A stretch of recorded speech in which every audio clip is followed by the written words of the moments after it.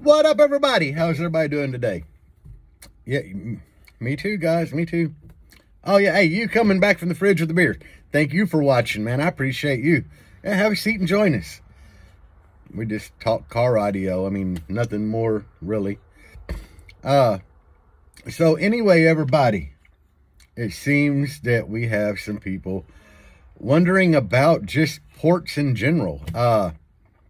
Like port size and specific questions on uh how to tune with a port and so on and so forth. So hell, let's get into it. I guess just for regular old like ported enclosures, I like to use a formula of around 15 to 18 square inches of port per cube. And which one of them numbers I choose will depend upon like woofer, the X max of the woofer and so forth. Power handling that you want to kind of target, and efficiency plays a part into this because your power handling is affected to an extent by the enclosure size. Obviously, if you build your enclosure a little on the larger size, you gain some efficiency. And if you shrink it down a little bit, you gain power handling but lose efficiency. So it's a trade-off. And kind of the same with port. If you build your port a little on the small side, the smaller of my 15 to 18 formula that I use, you'll gain a little power handling but lose efficiency and so on and so forth. But, if you just straight jump on that 18 square inches of port per cube, you might have an enclosure that just ain't going to perform well with your subs because the TS parameters play a big part in that, Like how much X max does that sub have? If it's got a lot, then it might like the larger port.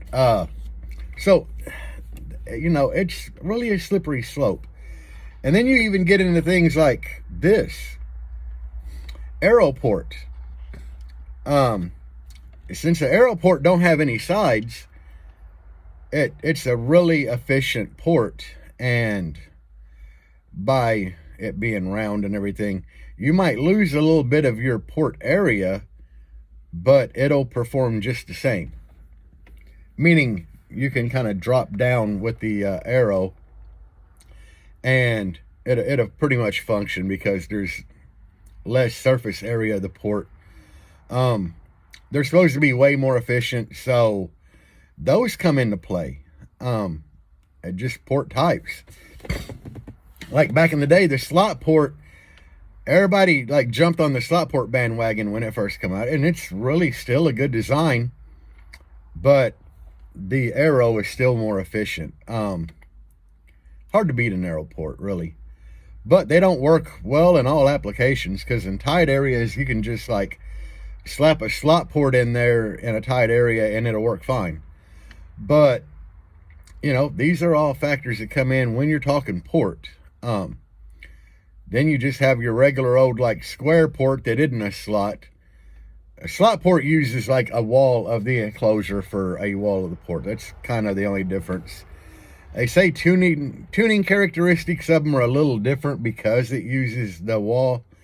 But when it comes down to tuning a port, I'm just like the majority of you guys. I jump on online port calculators, like the 12volt.com has a good one. There's a few other websites have a good port tuning calculator. And I just kind of go off of it and double check it with a couple other websites, see if I'm like in there. I've played with WinISD, playing with the port calculator on it, and believe it or not, it's right on par with like the 12volt.com. So I'd say the 12 volt's pretty accurate. But man, there's a lot of factors that come in when choosing the right port. It ain't really rocket science though. It's just I stay between that 15 and 18 square inches of port per cube. Now, when you get into sixth orders, everything you know about a ported box goes out the window when you do a sixth order. I have a lot of people ask me to tell them how to design one. I don't really want to get into that because there's a lot of variables there. We'll just call them variables. But that lower chamber of a sixth order is like the most important part of it. And me personally, I like to use between 5 and 8 square inches of port per cube. I got that formula from researching online acoustical enclosures. You know, that's where it all come from. Everything I know about sixth orders, I got from studying acoustical enclosures. Yes, they perform different in a car than in a giant room or whatever, but that lower chamber still falls in the category of the same. Now, I've seen guys out here with nasty sixth orders that, they're using like 10 inches of fucking, 10 inches of port per cube on the lower. Man, I hope they don't flag that on here. Dang, I slip up and cuss. But anyway, they've had really good results doing it totally different than I do. I've noticed that I use a front port on a sixth order, and a lot of guys don't. I don't know why. In my build, the front port is very important. I think you get a lot of builders, I'm not saying I just think you get a lot of builders that don't understand what the top chamber does, how it works, and why that front port is so important. But, yeah, I mean, I have another tuning point here that works in conjunction with that one back there, but yeah, everything, when you're designing like a sixth order, it's totally different than a regular ported box. The volume per sub is a little different. The amount of rear port is different. And they react differently in different cars, as we discussed before. You know, the way all this works is, you got like that port from that chamber fires into this one. This front port here with what come out of the rear port fires in this cabin, and this cabin almost acts like another chamber of the enclosure. So if you've got a window down, it's going to react one way. If you got both windows down, it's going to react totally different. And a good example of this, if you've been in cars like Clippo, for instance, you know how they built this big, tall console down the middle of Clippo? That's because when they meter on that side, on the glass or the kick, that console reacts as a port. It kind of like creates this driver's side portion as another chamber, kind of, or part of the front chamber. The console kind of acts like a port to the passenger side. That's old school. I mean, the dude that I learned a lot from in car audio, Joe Klein, he built a car back in 2005, 2006 that had that same design in it, Actually, the car, he built it for Danny Hayes. If you go back to like 2006, 2007 and look at USAC like charts, Danny Hayes, I mean, he was... Sorry, could you say that again? Stupid watch. Sorry, I'm having trouble hearing you. Shut up. 2006-ish, 7-ish. I mean, Danny Hayes was doing 170s with 215s in that build. And, it was explained to me very well that, the 215s were kind of in a fourth on the passenger side back wall. They were just like sitting there in a little box. Huge chamber. It was all steel, huge chamber. And the port was driver's side, rolled up, and it had that like big tall console wall there.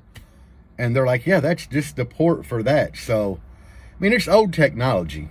It's been around forever. But that'll kind of give you an idea of how things play with all of this. By using this whole chamber here beside me, the whole passenger compartment, you use a console to create like another port to add another chamber.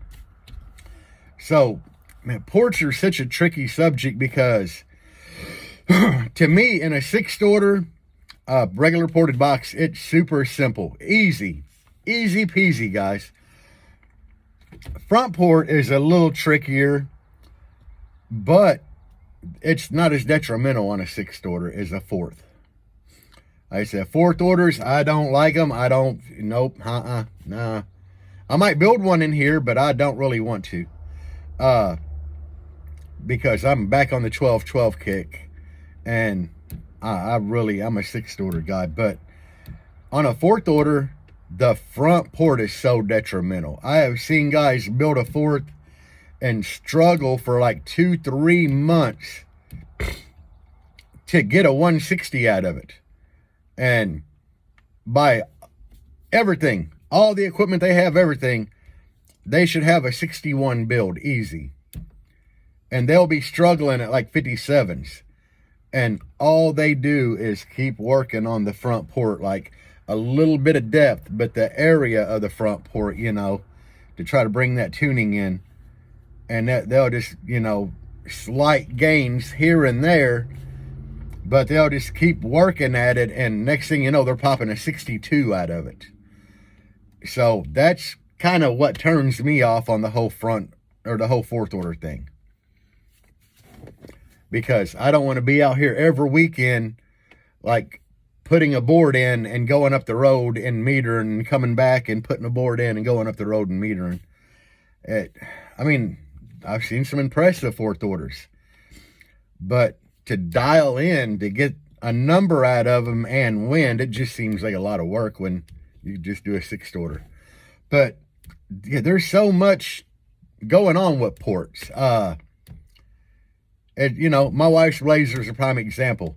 I modeled her lower chamber off of this back here, which does really well in this Jeep. The Jeep is super efficient, super loud. It'll play with both windows down all day long. Well, I don't play anything lower than like 20 hertz in here with both windows down, but that's just common sense. But her Blazer, it doesn't like anything with both windows down. It hates it. And even though we're the same from here back, from this area back, we're the same. Might be able to pull her whole enclosure out and put like an Astro van in it, do great. But in that Blazer, it does not like it. It is not happy because of everything in front of that wall. And it all goes back to the port's relationship to the vehicle. That's what has a lot to do with everything. So, port, I don't know, guys. I'm just kind of rambling off telling you what I know and what I've learned from my own research. I'm still waiting on warmer weather, which it's warm today. It's beautiful. I'm going to tackle the Blazer, hopefully like this weekend if the weather holds out. And I'm going to shrink the rear port in it and just test, that's all I can do. I hate the fact that she has to have one window up to demo. So I'm really going to get in there. I'm a bust, but I'm going to test with a smaller port, see what it does. And if it's not happy, I might pull all the equipment out and shove it into Springfield Gorge. I don't know. Shove it off a cliff, drop a Jeep on it, another Jeep, or a Cadillac or something from a crane. I don't know, guys. I hate that build. I love that little Blazer because it is it's a good looking ride. It's the best looking ride we own. The thing will fire up. It'll go anywhere. It's dependable. It looks great. I'm not happy with the enclosure.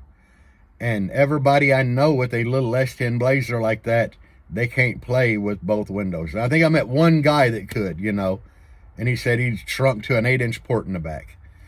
But that falls in the port category of, I don't know, man.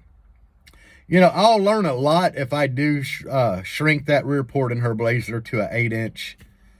It'll give me a lot more knowledge and help me just more in general, because then I'll have learned more. But as of right now, I hate that Blazer.